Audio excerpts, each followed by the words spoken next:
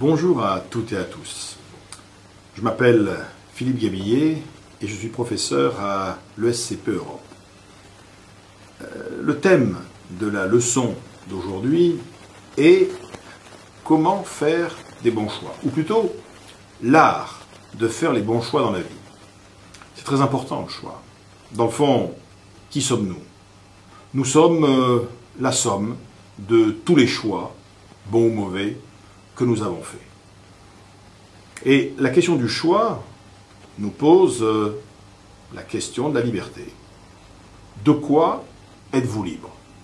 Dans la vie des affaires, dans la vie professionnelle, dans la vie familiale, dans la vie sociale, dans la vie amoureuse, dans la vie tout court. En fait, vous disposez, au fond de vous-même, en vous-même, de trois grandes libertés. Des libertés qui sont inaliénables. Trois grands types de choix, pourrait-on dire.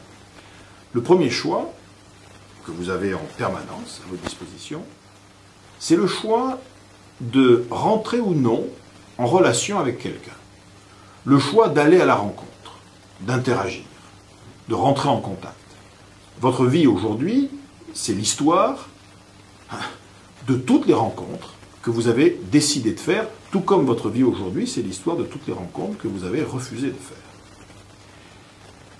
Votre deuxième grand choix, votre deuxième grande liberté, c'est la liberté de décider de partir ou non en exploration de nouveaux territoires.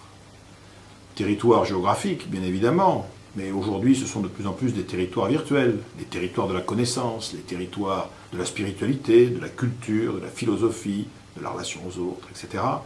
Mais de même que votre vie, c'est l'histoire, bien évidemment, de tous les contacts, de toutes les relations que vous avez accepté d'avoir, votre vie aujourd'hui, c'est l'histoire de tous les territoires que vous avez un jour décidé de partir explorer. Votre métier, vos centres d'intérêt, vos hobbies, la façon dont votre métier va évoluer demain, la façon dont vos hobbies vont évoluer demain, sera aussi l'histoire de ces territoires, tout comme ça sera l'histoire des territoires que vous avez refusé, renoncé à explorer. Et puis vous avez un troisième choix, une troisième grande liberté dans la vie de tous les jours. C'est la liberté de prendre ou non certaines bifurcations. La vie est en fait un ensemble de carrefours, de chemins, de croisements. En ce moment même, je suis sûr que dans votre vie professionnelle, personnelle, familiale, vous êtes au carrefour.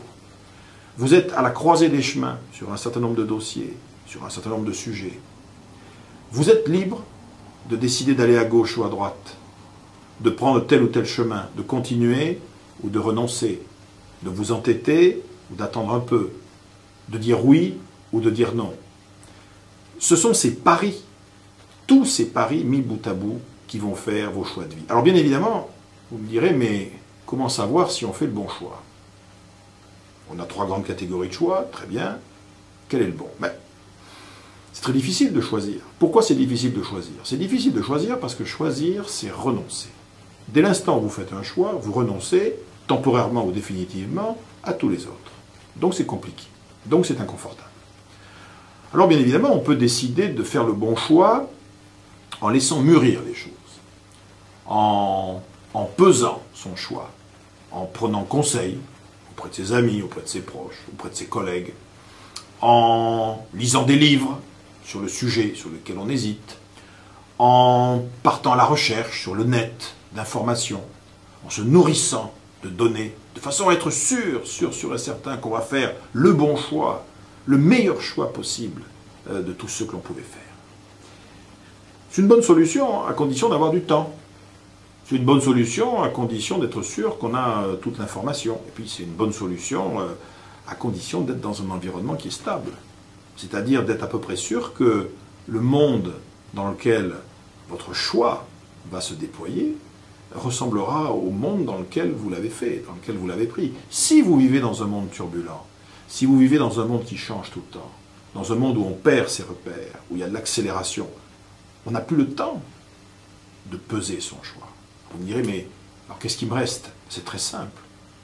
Il vous reste le choix de l'action, c'est-à-dire de faire parfois, je ne veux pas dire n'importe quoi, mais presque, c'est-à-dire de faire un choix de prendre une décision, n'importe laquelle, et à partir de ce moment-là, tout faire pour que cette décision, ce choix, soit le bon.